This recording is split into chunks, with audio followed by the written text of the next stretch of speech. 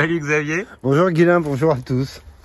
Alors, c'est quoi toutes ces taches blanches sur les courges là? Alors là, ça c'est le fameux oïdium. Tu sais qu'il y a un petit peu la hantise quand on a des courges. Oïdium, alors là, complètement normal après le 15 août. C'est la naissance normale des feuilles. C'est comme ça que moi je l'attends presque. L'oïdium, c'est provocateur quand je dis ça, mais ce que j'aime bien quand l'oïdium arrive sur les courges, c'est que les feuilles vont se dessécher, devenir craquantes. Ça commence par ce feutrage blanc là, qui est vraiment caractéristique. Les feuilles vont sécher, devenir craquantes, disparaître, et enfin on va voir les fruits apparaître. Donc là on sent mon pauvre potimarron. Il arrive en fin de course là, mais en fin de course d'accord, bon, on est autour du 20 août. Est-ce que c'est un problème? Pour moi, non, pas du tout.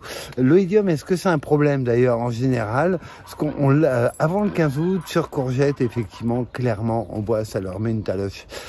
Que faire? On parle du lait, moi, j'ai aimé constater vraiment qu'il y ait d'efficacité du lait sur l'oïdium sur courge. Sur mâche, oui. Mais sur courge, non. Après, ce que j'invite à faire, c'est bien regarder sur les concombres, sur les courgettes.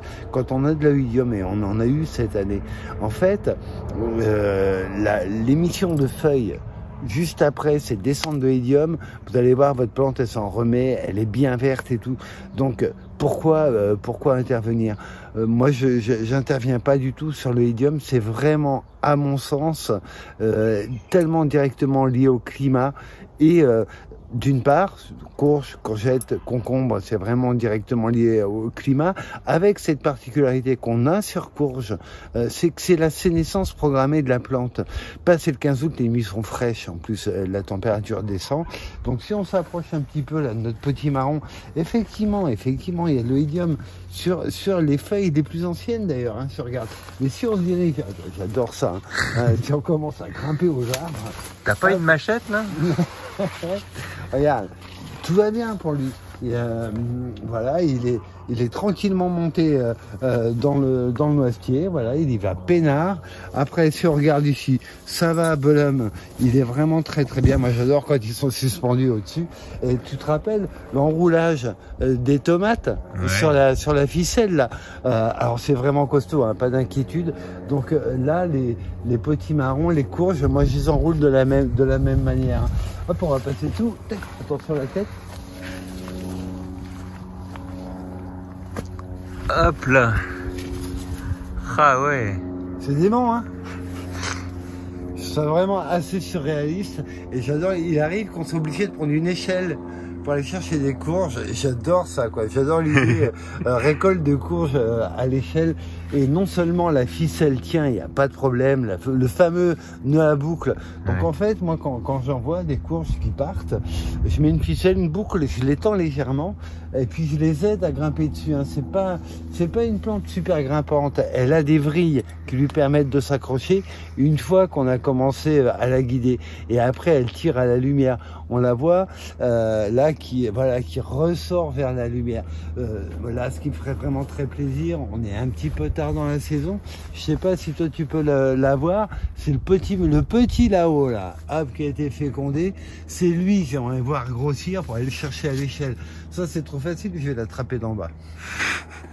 Donc voilà, oïdium sur courgette, concombre, à mon avis, il n'y a pas grand chose à faire. C'est vraiment trop lié au climat.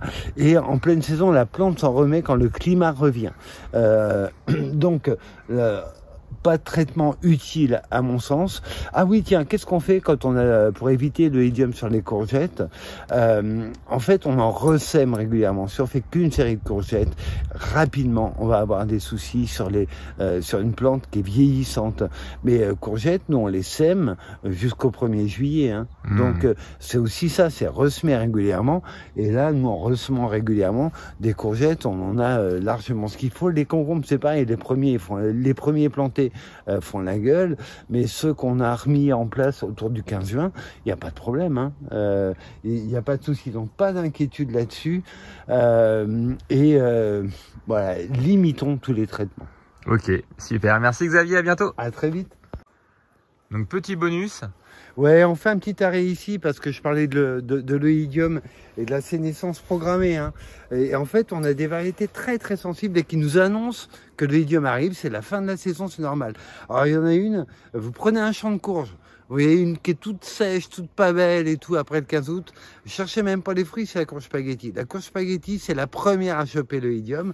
Alors ici, bah, ça manque pas. Hein. Là, on voit une belle moschata, une sucrine du Berry, pas de problème. Ça c'est sucrine qui est en train de se faire, tout va bien. Après on en voit une toute mochouille, toute craquante, qui s'est pris de l'oïdium à bloc, on regarde au pied, paf, spaghetti, ça loupe pas. Voilà, c'est comme ça, c'est vraiment des sensibilités variétales, comme quoi, enfin, je vais pas m'amuser à traiter, ça ne change rien de toute façon. Ok.